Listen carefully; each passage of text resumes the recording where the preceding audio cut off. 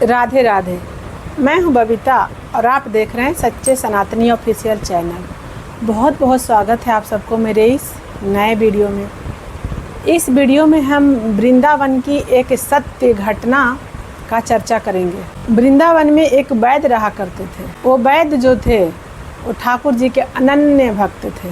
वृंदावन ऐसा पावन धाम है, वहाँ बिना श्री जी के नाम के, बिना राधा नाम के, बिना कृष्ण के नाम के कोई रहता ही नहीं है। तो वैद्य जी जब दवा लाने के लिए जाते थे तो अपना पत्नी को बोलते थे कि तुम निज ज़रूरतें, जो निजी ज़रूरत के सामान है, उसको अपने एक पत्र में लिख करके दे देना, मैं शाम को सारा सामान ले आऊँगा।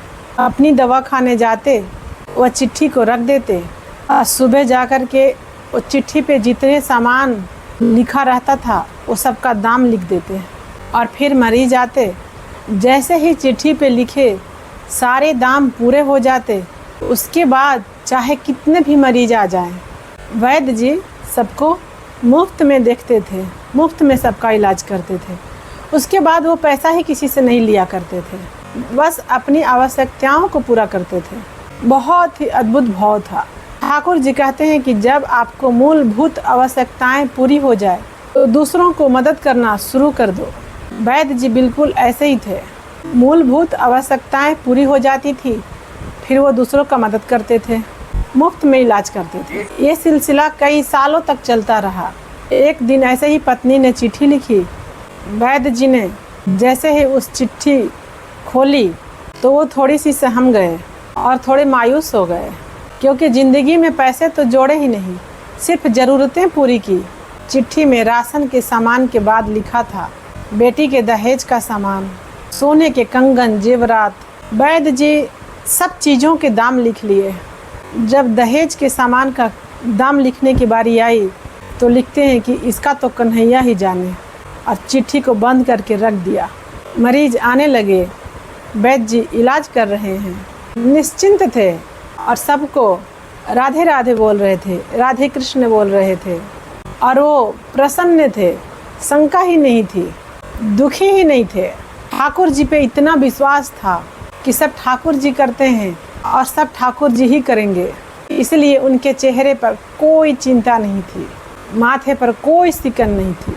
सारे मरीज आ कर के चले गए। फिर एक बड़ी सी गाड़ी आई, उस गाड़ी से एक व्यक्ति उतर कर के आया और वैद्य जी को प्रणाम किया, हरे कृष्णा बोला, राधे राधे बोला। वैद्य जी ने उन्हें बैठने के लिए कहा और वैद्य जी ने कहा कि आपको अपनी नाड़ी दिखानी पड़ेगी, तभी मैं आपका इलाज कर पाऊंगा। आपको अगर और कोई दिक्कत है तो बताइए। तब उस व्यक्ति ने कहा, मैं इलाज के लिए नहीं आया वैद्य जी, आपने मुझे पहचाना ही नहीं। मैं करीबन 12-13 साल के बाद आपके पास आया हूँ। तो वैद्य जी बोले, माफ़ी चाहूँगा पर मुझे याद नहीं। तो उस व्यक्ति ने कहा, मेरी शादी हुई थी, मैं और मेरी पत्नी बड़े परेशान थे, हमें संतान सुख की प्राप्ति नहीं हो रही थी। हमने कई जगह इलाज करवाया था पर कुछ फ़ायदा नहीं हुआ था। तो आपने हमें यहीं बैठाया था और हम दोनों को समझाया था कि सांसें देने वाला कृष्ण है, जीवन देने वाला कृष्ण है, सब कुछ देने वाला कृष्ण है, तो बच्चे को जन्म देने वाला भी कृष्ण है, इस संसार में सब कुछ करने वाला कृष्ण है। तो तुम इधर उधर क्यों जा रहे हो? भगवान श्री कृष्ण पर भरोसा रखो, सब अच्छा होगा, सब सही होगा। मेरे ठाकुर सबको खुश रखता है, सबको सुखी रखता है और वो सबका ख्याल रखता है। बस एक बार तुम विश्वास करके देखो। आपके इस विश्वास के साथ साथ मेरे अंदर जो आत्मविश्वास बढ़ा वो बड़ा अद्भुत था। उसके बाद आपने मुझे दवाई की पुड़िया दी और आपने कहा कि इसे ले लेना और भगवान श्री कृष्ण का नाम लेना, श्री राधा रानी का नाम लेना, सब अच्छा होगा।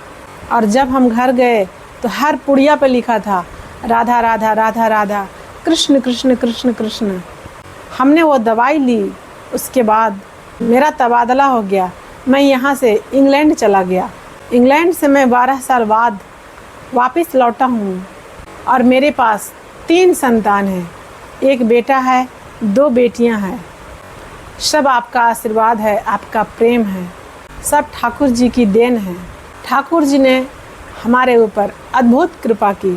तब से लेकर आज तक हमारे घर में, हमारा परिवार में भगवान श्री कृष्ण और राधा रानी के नाम के बिना नहीं जाता। हम आपके बहुत आभारी हैं। हमें इंग्लैंड से यहाँ आना पड़ा। मेरी भांजी की शादी थी।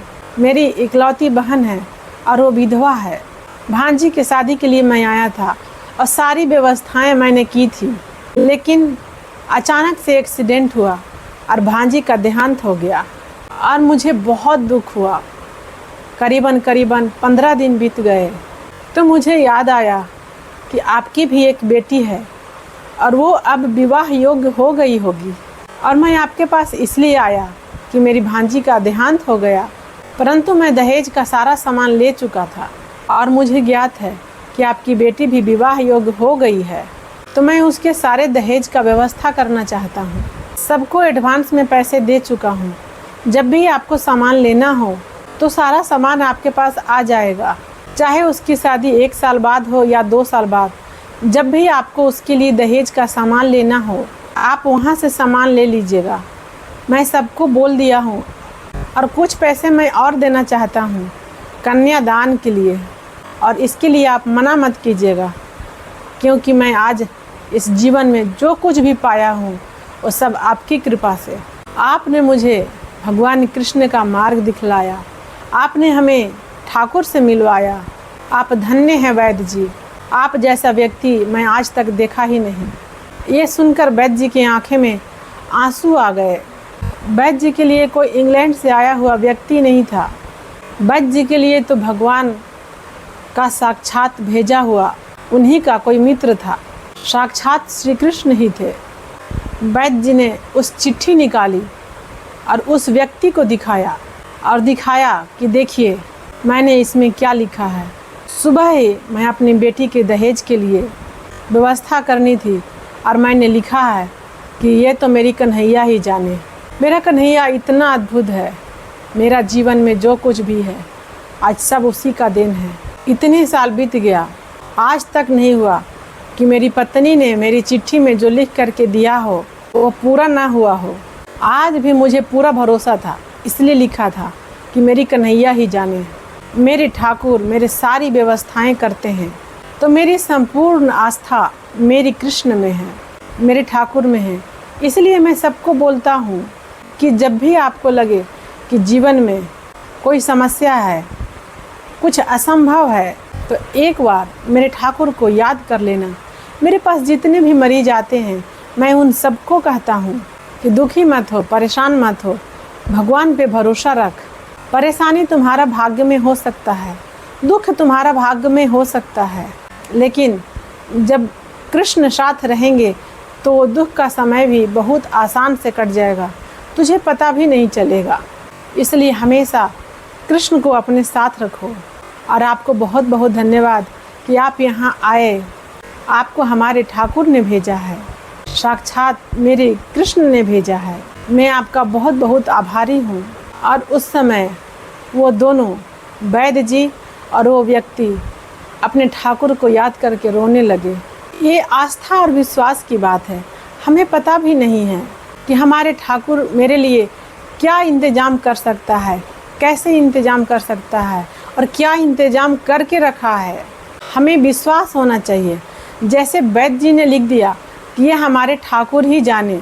आपके लिए कोई समस्या हो सकती है, आपके लिए कुछ भी असंभव हो सकता है, लेकिन मेरे ठाकुर के शब्दकोश में असंभव है ही नहीं। समस्या नाम का कोई शब्द ही नहीं है, तो वहाँ समस्या होगी कैसे, वहाँ असंभव होगा कैसे जहाँ ठाकुर जी होंगे।